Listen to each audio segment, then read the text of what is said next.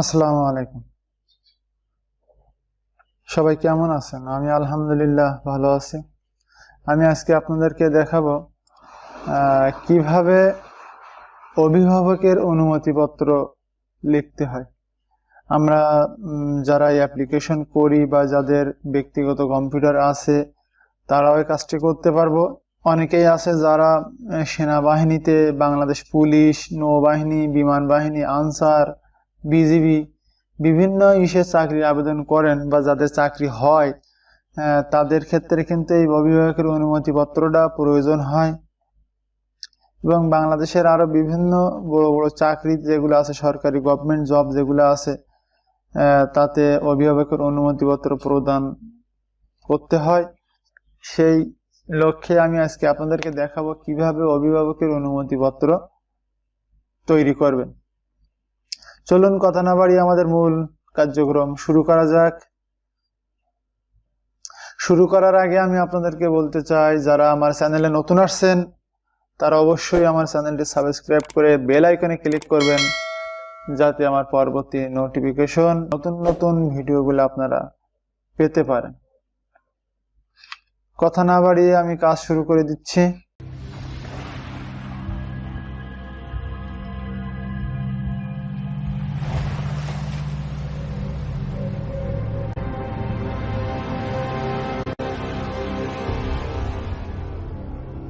বন্ধুরা, আমি যখন এমএস ওয়ার্ড ওপেন করব তখন কিন্তু ডিফল্ট ভাবে এমনটাই থাকবে।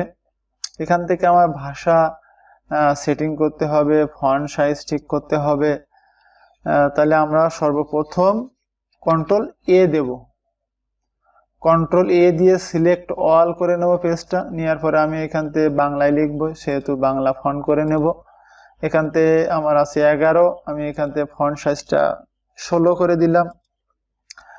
এরপর আরেকটা বিষয় আছে, এখানে যে প্যারাগ্রাফের উপরে আছে লাইন অ্যান্ড প্যারাগ্রাফ স্পেসিং, এখানে ক্লিক করবেন। এখানে ক্লিক ডিফল্ট ভাবে কিন্তু কিছু কিছু কম্পিউটারে ডিফল্ট ভাবে এমনটা থাকে, আপনাদেরও থাকবে হয়তো বা। তাই এখান থেকে 01.0 করবেন। 0 করার পর আবার যাবেন, যাওয়ার পরে রিমুভ স্পেস আফটার প্যারাগ্রাফ, এটা উঠাই দিবেন। দেওয়ার পর এখন আমরা লিখব অভিভাবকের। এরপর আমরা কন্ট্রোল অল্ট বি দিয়ে বিজয় করে নেব। এবার আমরা লিখব অভিভাবকের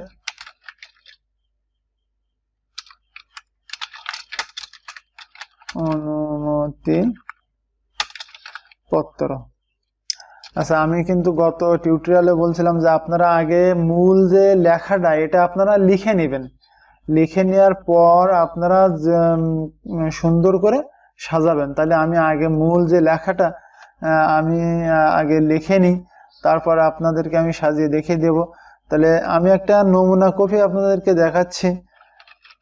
আমি নিম্ন স্বাক্ষরকারী এই মর্মে প্রত্যয়ন পত্র প্রদান করিতেছি যে। আমি এখানে একটা আপনার নাম দিবেন। আপনার বলতে এখান থেকে আপনি যে ক্যান্ডিডেট তার নাম দিবেন। এখানে আমি একটা কল্পনার নাম দিলাম আবু নাইম। আমার পুত্র নিজের ইচ্ছায় ও নিজের উদ্যোগে বাংলাদেশ সেনা বাহিনী, এখানে আপনি অবলিক দিয়ে বাংলাদেশ পুলিশ, তারপরে আপনি দিতে পারেন বাংলাদেশ নৌবাহিনী,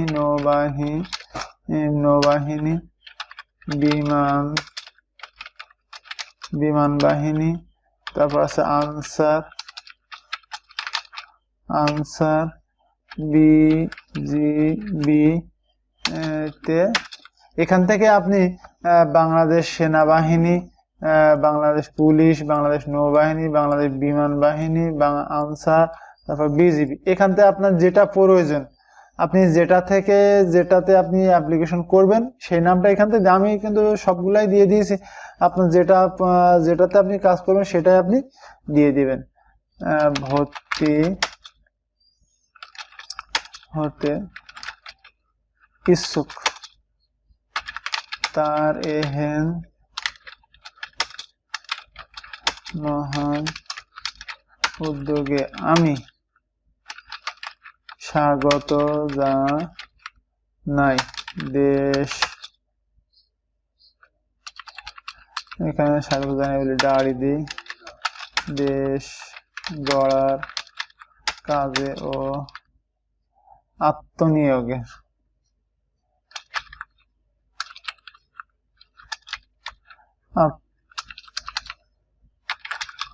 আত্মনিয়োগের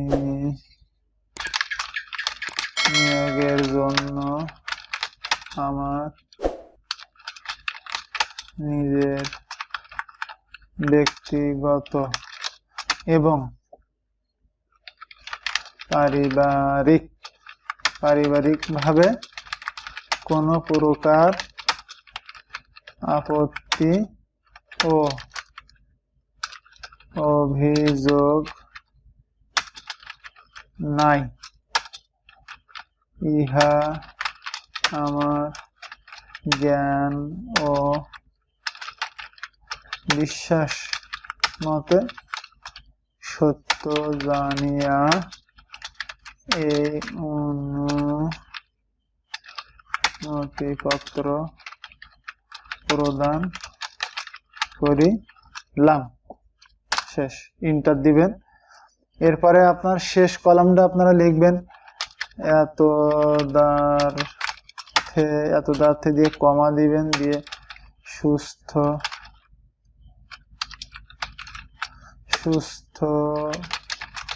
শরীরে অন্যের বিনা অনুরোধে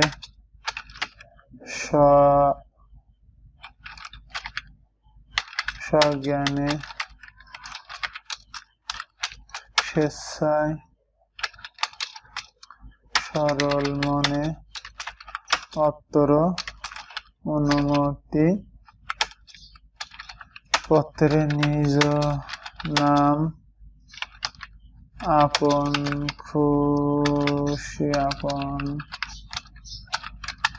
খুশিতে স্বাক্ষর করিলাম।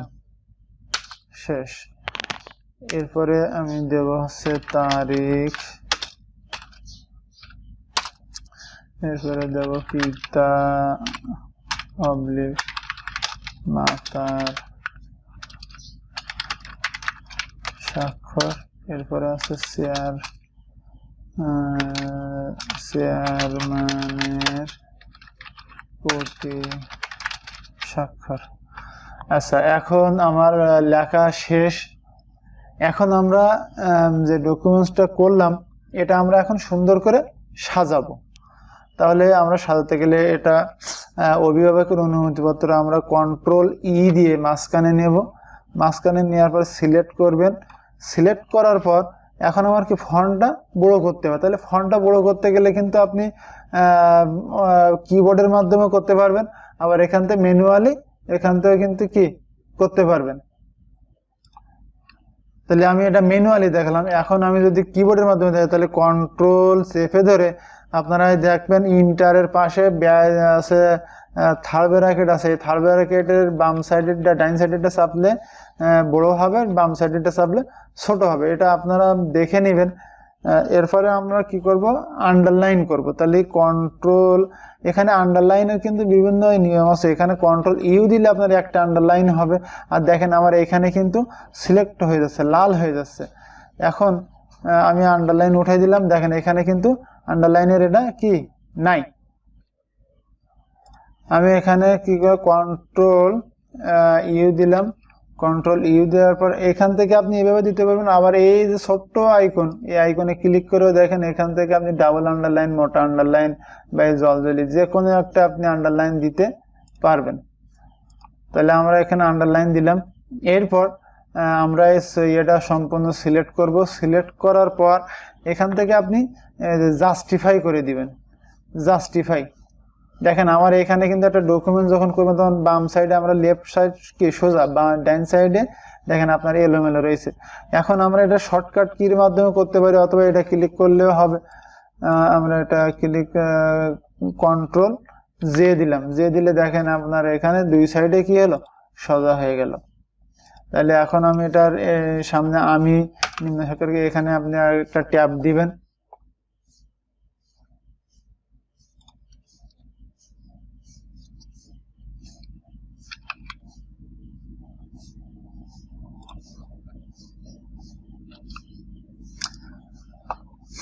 ট্যাব দেওয়ার পরে এখানে আপনারা এত দাঁড়তে সেখানে একটা ইন্টার দিবেন। ইন্টার দেওয়ার পর এখানে একটা ট্যাব দিবেন। ট্যাব দেওয়ার পরে লাইনটা আপনারা ঠিক করে নেবেন। এরপরে হচ্ছে কি তারিখ, তাহলে এখান থেকে আপনি একটা স্পেস দিয়ে আপনারা নিচে নামাবেন। নামানোর পর এখান থেকে আপনারা এই যে ট্যাব মেরে মেরে আপনারা সরাবেন। তারপর এখান থেকে আপনারা ইন্টার দিয়ে চেয়ারম্যানের স্বাক্ষরটা একটু নিচে দিয়ে দিবেন। এখান থেকে দেখেন এখানে লাইন স্পেসিংটা আমার একটু ঘন বা কম। আমি এখান থেকে লাইন স্পেসিংটা বাড়ানোর জন্য প্যারাগ্রাফ যাব। প্যারাগ্রাফ থেকে এখান থেকে যাব হচ্ছে লাইন স্পেসিং। আমি এখান থেকে যদি 1.5 ইঞ্চি করে দিই তাহলে কিন্তু আমার অনেকটা পেজ কভার হচ্ছে। আমি 1.5 ইঞ্চি করে দিলাম। এরপর এখান থেকে একটা ইন্টার দিলাম। ইন্টার দিয়ে আমি একটু ফাঁকা করে নিলাম।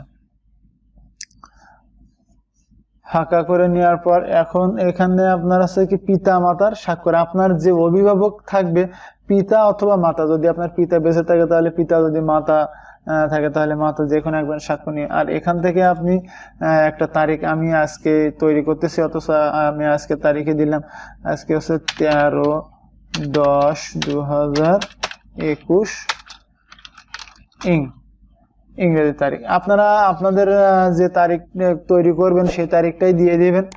আর এখানে চেয়ারম্যানের প্রতি স্বাক্ষর, আপনাদের ইউনিয়ন পরিষদের যিনি চেয়ারম্যান থাকবে তার একটা এখানে স্বাক্ষর এবং সিল আপনারা দিয়ে নেবেন। তা না হলে কিন্তু আপনার চাকরির ক্ষেত্রে গ্যারান্টেড হবে না। যখনই আপনার একটা চেয়ারম্যান আপনার কাগজে স্বাক্ষর করবে তখনই বুঝবে যে না, এই ছেলে বা এই ক্যান্ডিডেট আপনার কি 100% ওই এলাকার বাসিন্দা, স্থায়ী বাসিন্দা। তাহলে বন্ধুরা নিশ্চয় আপনারা বুঝতে পারছেন। দেখেন আমি এখন এটা যদি প্রিন্ট প্রিভিউ করে দেখি তাহলে কেমন দেখা যাচ্ছে। এই দেখেন আমরা যদি এখন প্রিন্ট করি তাহলে এটা এমন আসবে। আর একটা বিষয় আপনাদেরকে একটু বলে দিই, আপনারা যখন এটা করবেন তখন এখানে পেজ সেটআপটা আপনারা করে নেবেন। পেজ সেটআপটা আপনারা কি করে নিন, এখানে দেখেন আমার ডিফল্ট ভাবে চারি সাইডে কিন্তু 1 ইঞ্চি করে আছে। এখন আমরা পেজ সেটআপটা ঠিক করে নেব। আমি ডাইন সাইডে একটু বেশি করে দিবেন, কারণ অনেক সময় চেয়ারম্যান বা সত্ত্বায়িতর ক্ষেত্রে রিকোয়ারমেন্ট করে, সেক্ষেত্রে আপনারা লেফটে 1.5 ইঞ্চি করে দিবেন। 1.5 ইঞ্চি করে দিবেন। আর রাইটে আপনারা দিবেন আছে 1/2 ইঞ্চি করে, 0.5। আর ওটা উপরে এবং নিচে 1 ইঞ্চি করে থাকলে কোনো সমস্যা নেই। এখন আমি এখানে ওকে দিয়ে দিলাম। দেখেন এখানে কিন্তু এখন যদি আমি প্রিন্ট প্রিভিউ করি সেক্ষেত্রে কি আসতেছে, এই যে দেখছেন এই সাইডে আপনার কি অনেক জায়গা বেশি, এই সাইডে জায়গা কম। এখন আপনারা যদি আরো নিচে নামাতে চান তাও নিচে নামাতে পারবেন, কোনো সমস্যা নেই। এক্ষেত্রে আমি আর একটা ট্যাব দিলাম, দিয়ে এখান থেকে আমি একটা ট্যাব দিলাম। দেওয়ার পরে আপনারা এখান থেকে যদি চেয়ারম্যানের আরো নিচে নামাতে চান নামাতে পারবেন, কোনো সমস্যা নেই। এখান থেকে পিতা মাতার এটা আমি আরো নামিয়ে দিলাম। দেওয়ার পরে এখানে আপনি এবার সেভ করবেন। তাহলে সেভ কিভাবে করতে হয় আমি পরবর্তী বা পূর্ববর্তী টিউটোরিয়ালগুলোতে কিন্তু দেখিয়েছিলাম। তারপরে আমি আজকে আবার নতুন করে দেখাই আপনাদেরকে। এখান থেকে আমরা যাব হচ্ছে ফাইলে ম্যানুয়ালিও আপনি করতে পারবেন। আবার দেখা গেল আপনি ইসের মাধ্যমে কন্ট্রোল শর্টকাটের মাধ্যমে করতে পারবেন। এখন আপনি যখন কন্ট্রোল এস চাপ দিবেন সেক্ষেত্রে আপনার এমন একটা ডায়লগ বক্স আপনার সামনে চলে আসবে। এখান থেকে আপনি এই ফাইলটা কোথায় সিলেক্ট করবেন সেটা কিন্তু আপনি নির্বাচন করবেন। আপনি যদি ডেস্কটপের উপরে দিতে চান তাহলে ডেস্কটপটা আপনি সিলেক্ট করবেন। এখান থেকে আপনি এবার বাংলা লিখবেন। বাংলা কিভাবে লিখবেন, এখানে কিন্তু বাংলা লেখা যায় না। তারপরে আমি আপনাদেরকে দেখে দিই। আমি এখানে লিখলাম অভিভাবকের অনুমতি